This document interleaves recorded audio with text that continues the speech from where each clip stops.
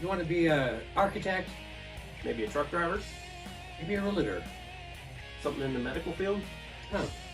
Listen to Career Paths with info on that. Thursdays.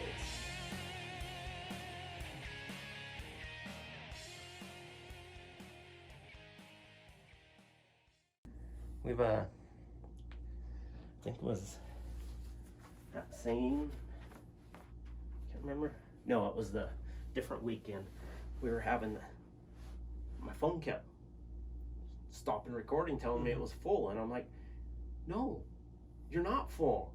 I deleted all the other ones, and I've had more than this on here. And it kept shutting off, and I went through and I deleted a whole bunch of apps and just a whole bunch of stuff, and I'm like, this is nuts. And it shut off like 3 times in one interview.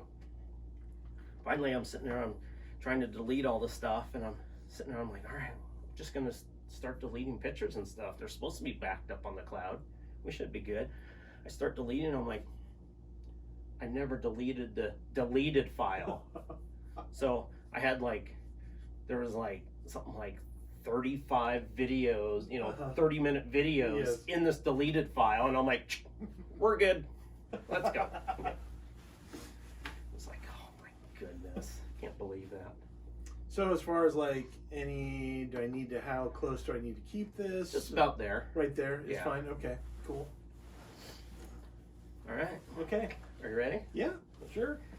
Bring my hat up. It gets down low over my eyes. I get comments from people. They're like, put your hat up. Can't see who's, especially when I'm out driving and stuff. Yeah. They're like, we don't know who's driving. I'm like, well, I do that one for a reason. Okay.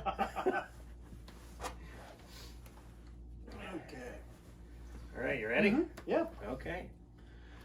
Welcome to Career Paths. I'm your host, Ryan King, and today we have with us Jefferson Workman. and Jefferson. Give us a little bit about your background, a little bit, some age, family, Okay. anything else you want to share? I am 53 years old. I have been in Spokane since 1977. So we moved here when I was 10 years old. My dad was in the Air Force, so we moved here from Newark, Ohio. Lived out on the base for 3 years, and then my mom and dad decided this is the place they wanted to retire, so bought a house here on the north side of Spokane, and I've just lived here ever since. Oh, Yeah. I didn't know that about you. That's one reason I like this, because I get to find out more about people. So, and today we're talking about Barbering. barbering. So what and where were you when you decided to go into this career? Okay, it's kind of a story, because it was never. I never intentionally ever thought about becoming a barber. But so in 2016, my job of 20 plus years ended. Company I was working for went bankrupt. So I was back out, unemployed, looking for a job. So I've always been a once a month haircut guy. I've always had money for a haircut once a month. I've always liked the ritual of it. I've always enjoyed the relationships I've had with hairstylists and barbers from the past. So my barber, his name is Billy Jones, when I was unemployed, suggested that I maybe check out barbering. He said that he came from a retail field into barbering. He was really enjoying it, and he mentioned Jeff, you have a really easygoing personality.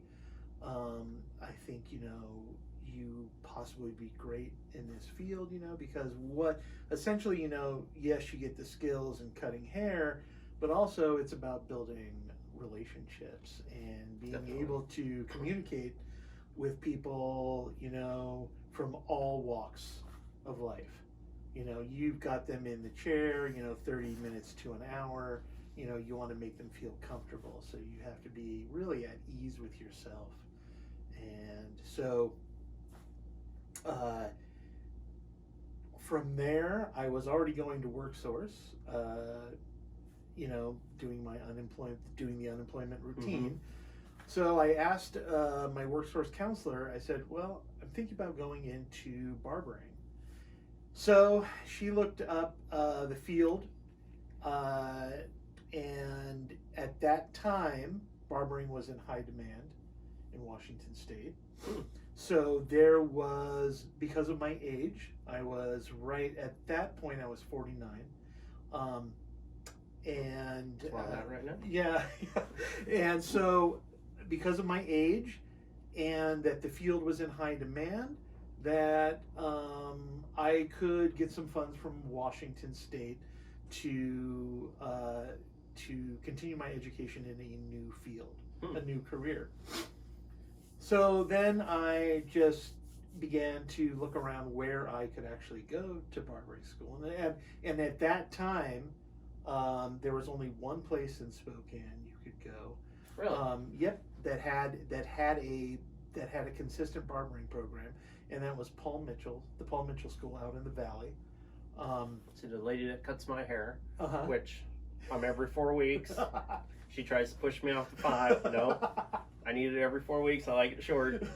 And she is through Paul Mitchell, and she does teaching out there. In fact. Oh, she does teaching. Yeah.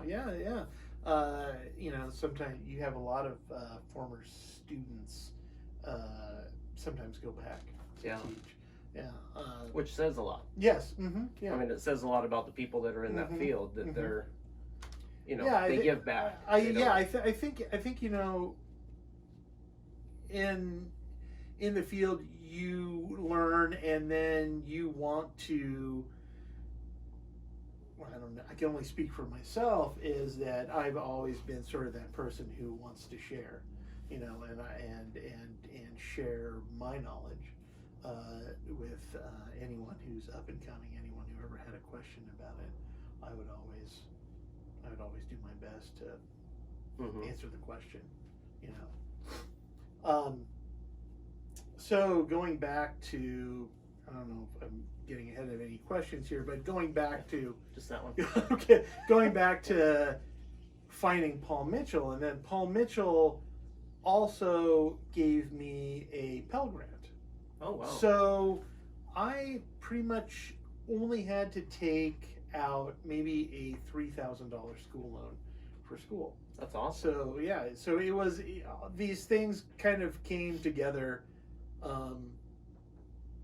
like perfect storm here, and so that's how I got to the point of going to school. Yeah.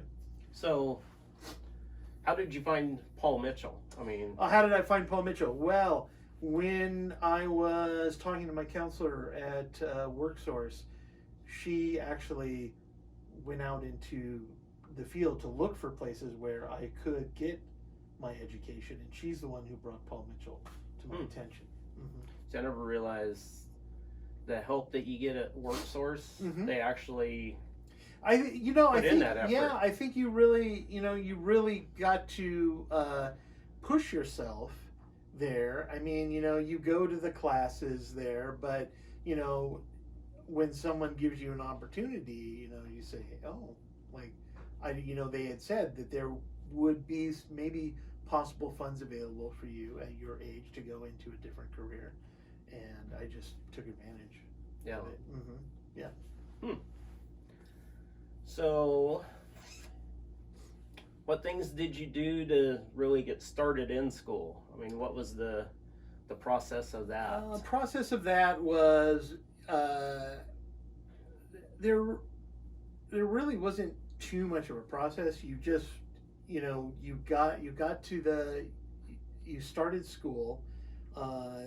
Within the price of the tuition came all of your tools and equipment, and then it was just basically kind of just like they started you off. So the day was divided into half. It was half in class, and then half of it in the working salon that's there. So. And do you start that right away? No, going no, into you, both? no, no, no, no. You.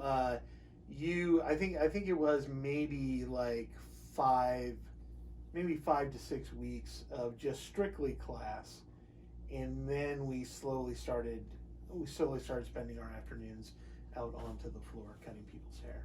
Yeah.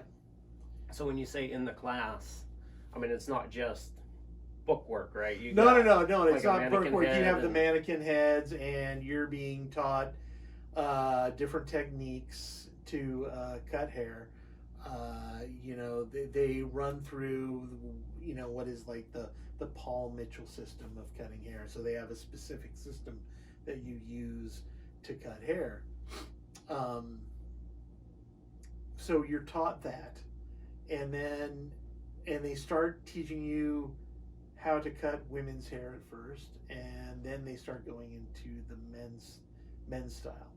I thought the women's cuts were just, I would have preferred in school, like we just started with the men's haircuts, because in barbering there's very little use in cutting long women's hair because we don't traditionally do it. And most times if you're cutting women's hair and they're coming to the barbershop, they're looking for something very short, almost sort of gentleman style, a gentleman style cut. So because they can go to a salon if they're going to have their. And then the guys that have really long hair probably go to the salon. But that's the thing is, like, with the guys with longer hair, you just learn the techniques to cut men's hair, which is somewhat similar to women's, but different because you can't. You're doing a more masculine long haircut than a soft styled cut. Doing mullets. Yeah, mullets. Oh yeah, they're coming back. Yeah, they're coming back. Oh yeah. I've cut a couple. Yeah. So, what obstacles were in your way when you started school and going through school? I think probably maybe feeling that I was too old to do this at first, because at that point when I started school I was 50 years old, and so when I went into Paul Mitchell I was the oldest student there.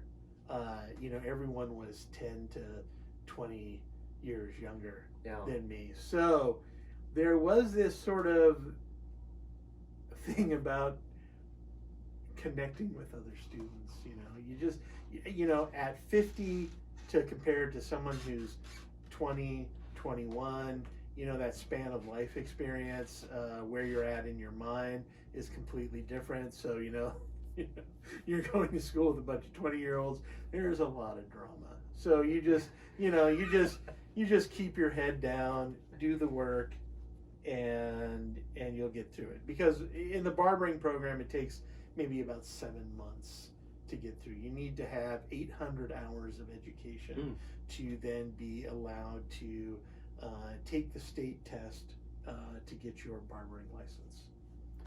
So during that whole process of school, as you said, you start out with women's cuts and stuff. Now, I know, in salons they do hair coloring and all that type of stuff. Did you have to do any of that type of stuff? Or? So we were in the barbering program. The one difference between barbering and cosmetologists, a hairstylist, is that they do chemical work. And in our program, we don't do chemical work. So we strictly, just haircuts and shapes, straight razor shapes. Also in cosmetology, they're not taught the straight razor techniques. That's the one thing, that's another difference between barbering and cosmetology. But again, cosmetologists can go back, take a class to do it, and there's a certain amount of hours they have to fulfill before they can get their license to also do straight razor too. So what would you say was the worst part and the best part about the schooling? the best part of schooling was learning a new skill, something I had never ever thought that I was ever going to do. Because if you had like told me a year before I started school that I was going to become a barber, I would have just like, weird. No, it would never cross my mind. The worst part about it is learning a new skill. Yeah. It's because it's, especially like, at my age, at 50 years old, there's that thing that you say you can't teach old dog new tricks, So there's, you're just maybe not as quick and maybe not as fast enough, as everyone else who's 20 years younger than you. So Right. sometimes you're just trying to catch up, So it's kind of like, it's a double-edged sword, that learning that new skill is exciting and it's also scary. Yeah. See, and I'm kind of the same way, Mhm. If someone would have said to me last year that you're going to start learning how to do editing for audio and video, I'd been like, no, I'm not. I don't enjoy computers enough to even think of that. And here I am doing all the editing. And I'm actually really enjoying the audio editing. Mm-hmm. The video, I still don't get to spend any real time with, Mhm. so it's still.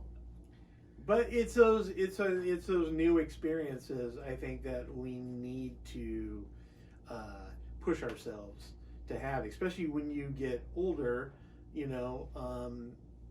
Creating those new synapses in the brain, connecting those new things with new skills. Yeah. So, what was the process from the schooling into the career? Okay, so I was already a customer at a barbershop here in town. So I asked the owner of that shop if I could come in on my days off and mirror the barbers. So just watch them cut hair. So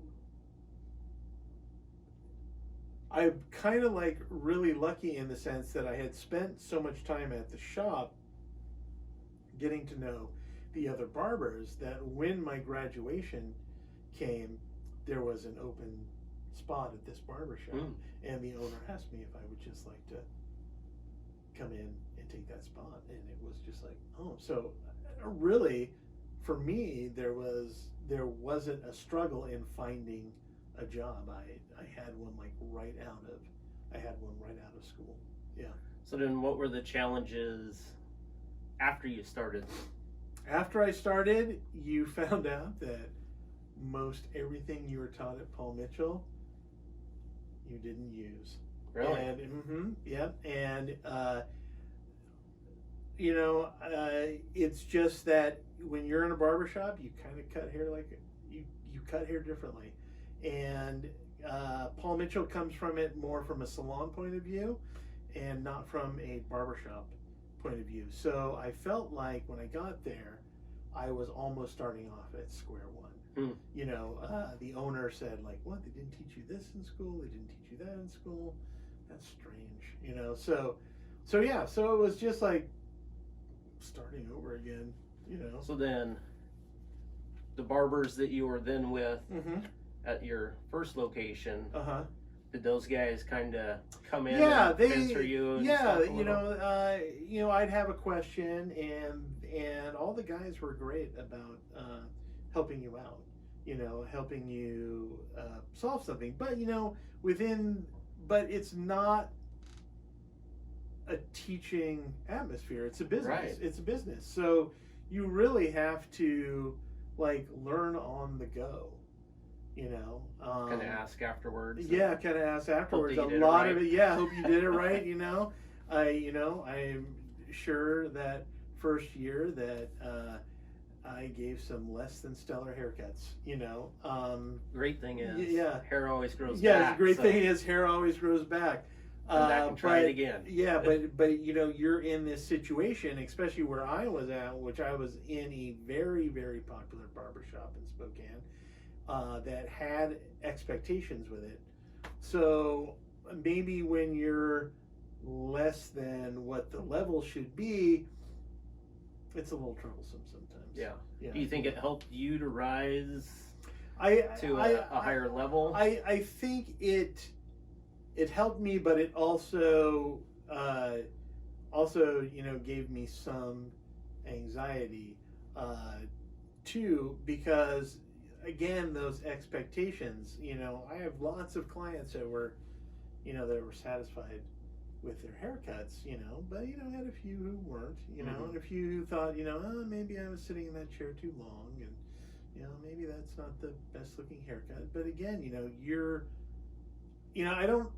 I don't know how anyone can expect when you come out of school, how to cut hair. I mean, you know how to cut hair.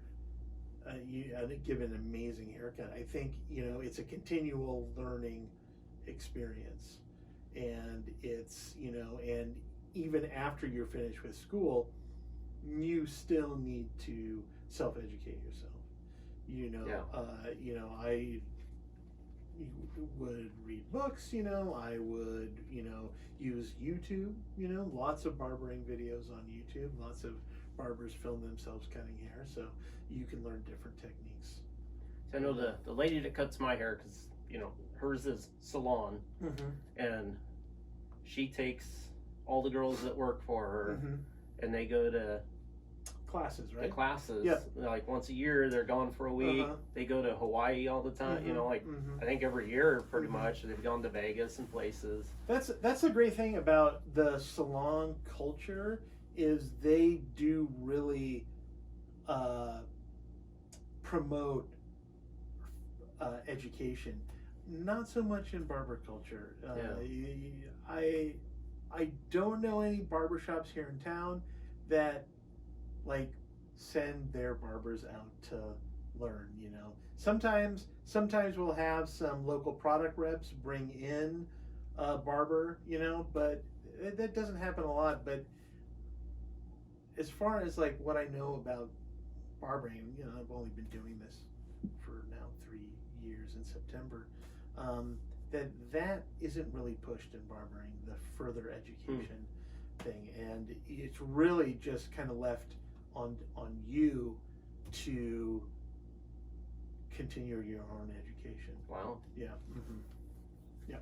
So I know when I lived down in Florida, I was down there for 5 years, and every 4 weeks go get a haircut, and never once did I get a haircut I liked the whole time I was down there. I tried a bunch of different barbers. I mean, I even traveled. One of them was, I think he was 55 miles from my house.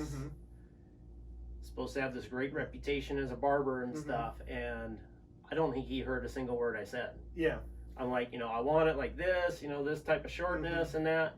I got done, and I was an 1/8 of an inch from being completely shaved bald. Yeah. I'm like, that's not even close to what I'm talking about. It's that the consultation before the haircut is really important. I mean, I have clients that I've cut for 2 years plus, that when they sit in the chair, I can just go, "You want the usual, right?" And he goes, "Yep," and I know exactly what to do. But when it's someone new, you have to spend a little time and find out, what do you like? Do you like to see skin on the side of you? Do you like to see scalp exposure on the side of your head, or do you like it fuller on the sides? How short do we want to go on top? Do you want it tapered or blocked in the back? I mean, there's all these kind of questions that ask. Sometimes they just go, do whatever you want, and sometimes they are really specific about what they want, and you as the barber just need to be able to fulfill the requests, their needs. And that's the lady I go to here. I mean, I sit down in the chair, and she asks me, "Short?"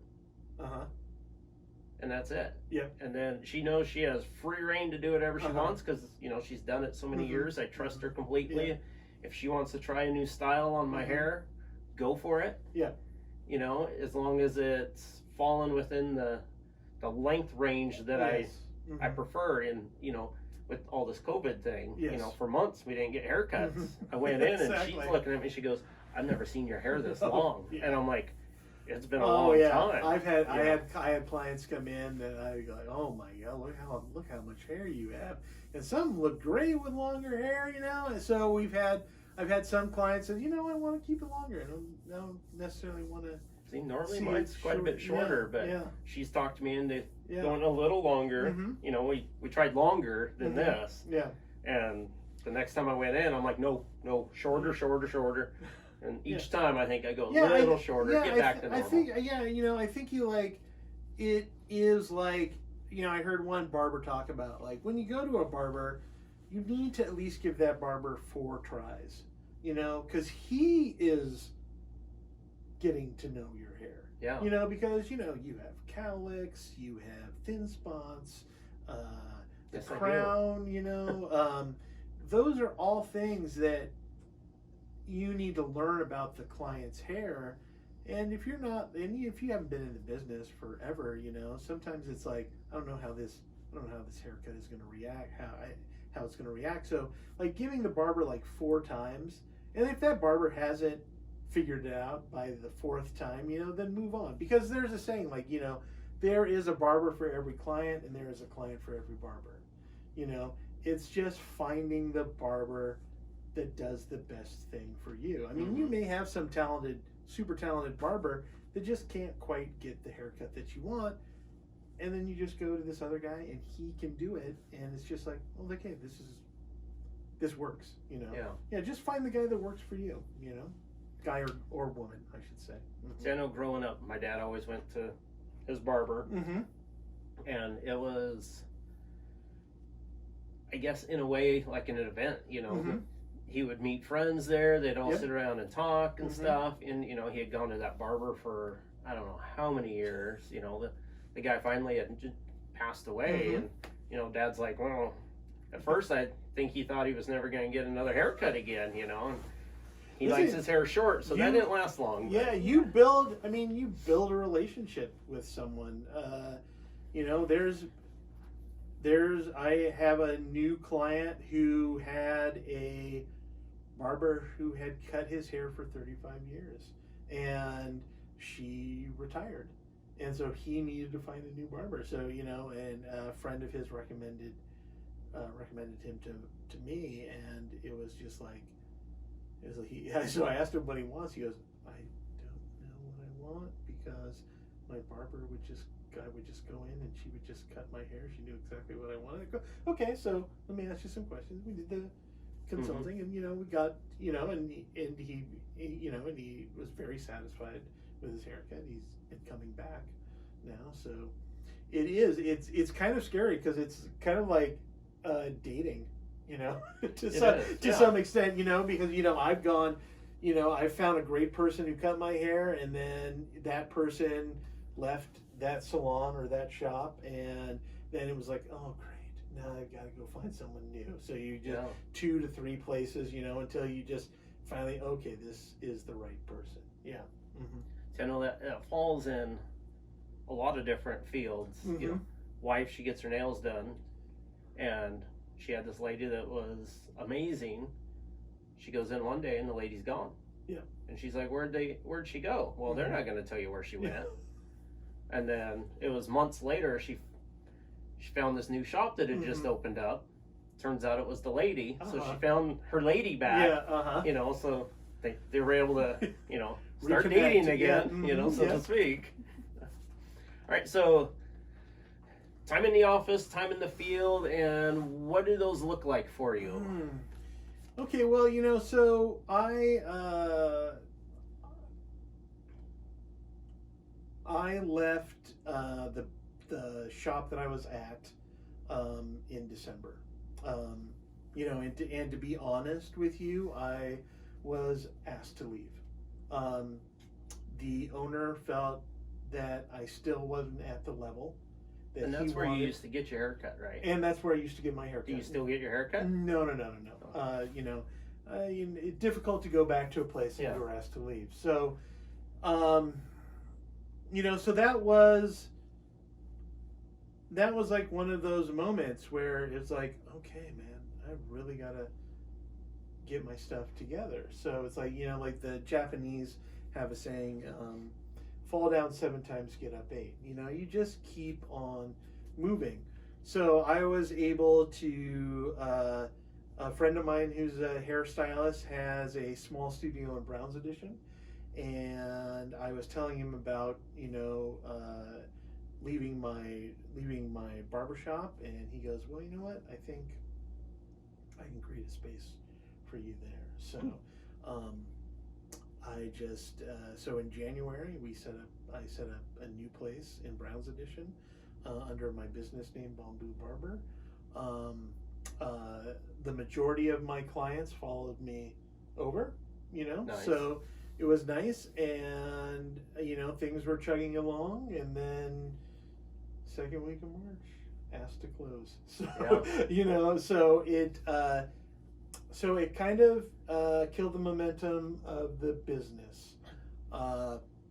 So you're talking about time in, time out. So in the time that we're at right now, it being a totally new business, I'm a little slow things are just a little slow right now, in this pandemic situation that we're in right now. It's a real iffy time for a lot of people. So I'm there every day, usually when I'm not cutting hair, I'm usually doing something for the business. That's either like watching a video of someone cutting hair to learn techniques, or just figuring out things that I need to do, errands that I need to run for the business. The quarantine was a really valuable time for me, because I really had then the time to just sit down and really review techniques, go back to the drawing board, and then when I opened back up the last week of May, I came back with new techniques that have been really working out for me. Really, I feel like I'm hitting a new level in the quality of cuts that I'm doing. And did everyone keep calling you saying, "Hey, could you come over and so during that me a haircut?" So during that time it was like, so Jeff, if I happen to be around the shop at this time and you just happen to be there, maybe you could give me a haircut. And I go, well, I'd love to say yes, but this is my business license that's on the line, and I don't want to do anything to affect that. And I go, listen, dude, I'm not cutting my hair. I'm not getting my hair cut either. So we are in the same boat. I know there were barbers out there that were doing it though. Yeah. Oh, I'm sure. Yeah. So what's the biggest misconception you would say about your job? The biggest misconception, I would say, that people just think, oh, you're just cutting hair. Like, how hard is that? It's like a lot harder than you think. I tried it one time myself on my own. It's a lot I ended up harder than you think. I mean, completely bald. Yeah, it's a lot harder than you think. We have to go to school for this. We have to actually have a license for it. So it's not not that simple. Yeah. I mean, you walk in, every person has a different head of hair. Every person has a different want or need.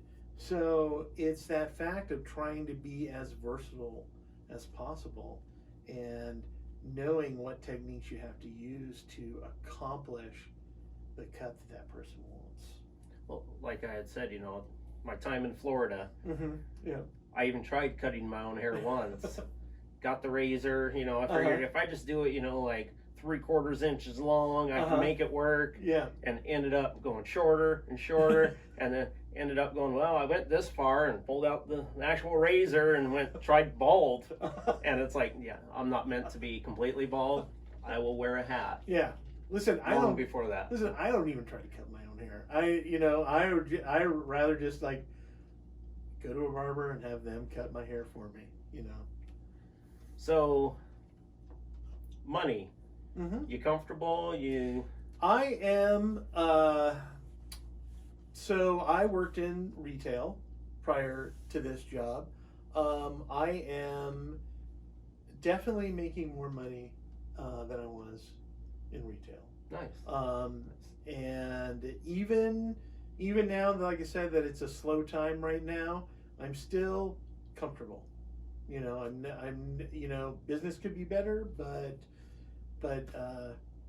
I'm still paying the bills, and yeah. Mm-hmm. Cool. So, what would you say is the most enjoyable thing about your life because of this career? I just think like because essentially I own my own business, you know, so I am not. I don't have to kowtow to a boss.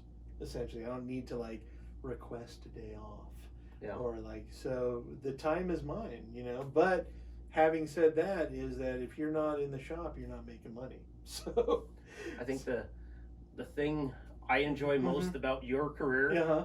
is the Instagram post of what's playing on the record player. Yeah, you know, for the I day. mean,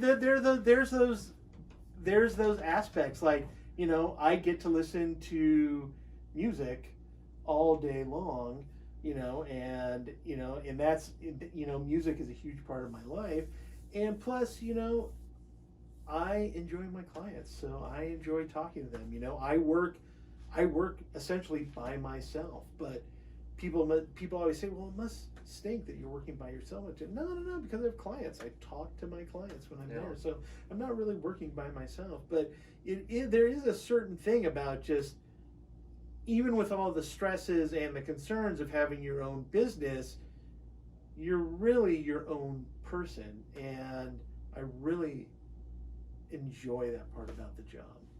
So does your income compare to what you thought it would be, or what you had heard? That, I mean, that's one of those fields where I didn't like even know like how much I was going to be making as a barber. You know, because I know, you know,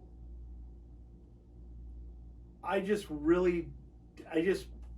you know, having my whole life in my previous job, knowing like, okay, this is my level of income right now, and then like it just came as like a really pleasant surprise when I was making more money than I had been making before, and like, you know, it's like, why didn't I start this job decades ago? Yeah. You know.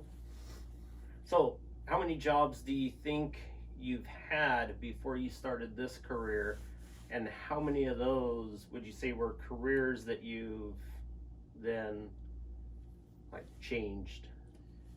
Well, you know, I mean, basically, I worked in music retail the majority of my career. I mean, my first job was, you know, fast food, Kentucky Fried Chicken, and then I started working at record stores, and then eventually just worked at Hastings, and Hastings was like a large part, like on, you know, 25 plus years working for Hastings, and then, you know, in their music department, but also more majority of that working as a inventory manager for them.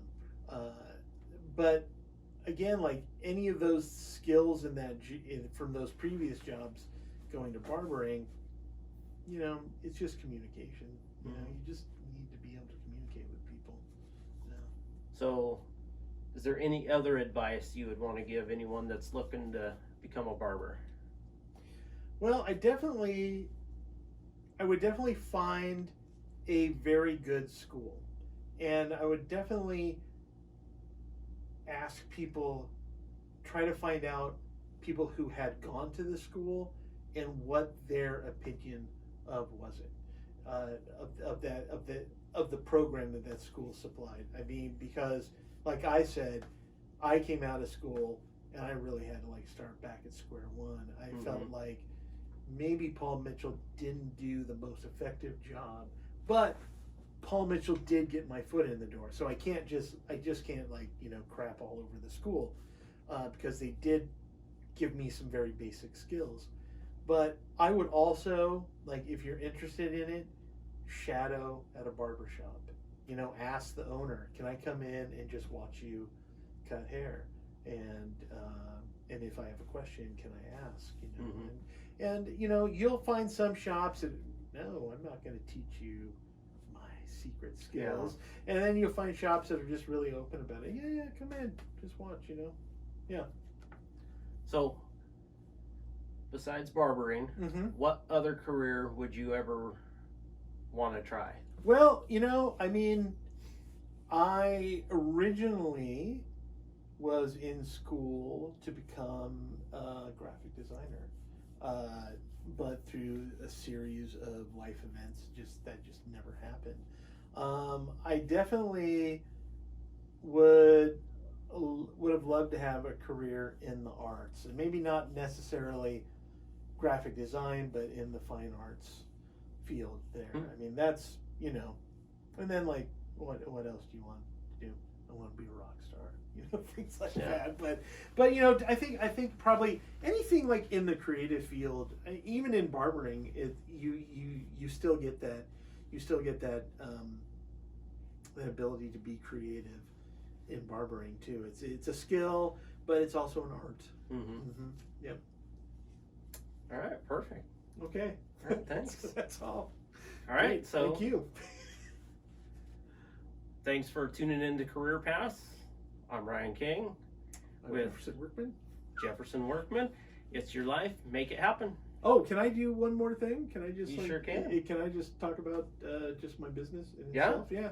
Please do. Bamboo Barber. I have a small studio in Brown's Edition. I am there Tuesday through Saturday. It's 1719 West Riverside. I don't know if you're going to put phone numbers up or anything like that. I can, but but you can get it. Just call or text me. Call or text me for an appointment. Yep. And get to listen to some good music. Record. Yeah, and one thing about that also is like, I tell my clients, hey, if you have a record that you want to listen to while we're getting a haircut, bring it in. Nice. I always want to hear something new. Yeah. I have a few different bands on my phone because of you. Things that you posted, for my brother to check out. Yeah, exactly. And it's like, I'll listen to it, and I'm like, yep, downloading that one. Yeah, like basically I'm putting up the record so your brother can see them. And then I already have that one, Jeff. Yeah, his collection. Yeah. All right, thanks again. Thank you. Have a great night. Okay. Awesome. Whew, man, thanks. I had